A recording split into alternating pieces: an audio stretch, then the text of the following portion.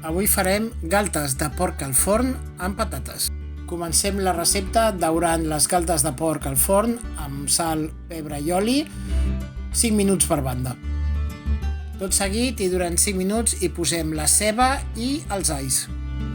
Moment ara d'afegir-hi el tomàquet, el brou i deixar coure per espai d'1 hora.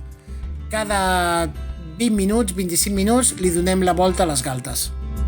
Aquest és l'aspecte que tenen les galtes després de quasi bé 1 hora de cocció. Els hi queda mitja horeta. Tornarem a donar-los la volta i seguirem coent-les a 180 graus. Pelem i tallem entre 2 o 3 patates, les salpebrem, posem una mica d'orenga, un raig d'oli i les enfornem. Aquestes patates s'acompanyaran a les galtes al final. Ara les galtes ja porten 1 hora i mitja, les retirem del forn, colem la salsa, la reduïm i ho acabarem d'enfornar per donar-li el toc final.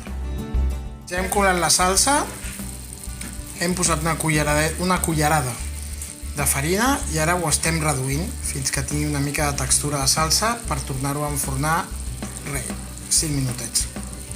Us dèiem, hem colat la salsa, ara la posem a la safata amb les galtes i les patates ja fetes i ho enfornem 5 minutets.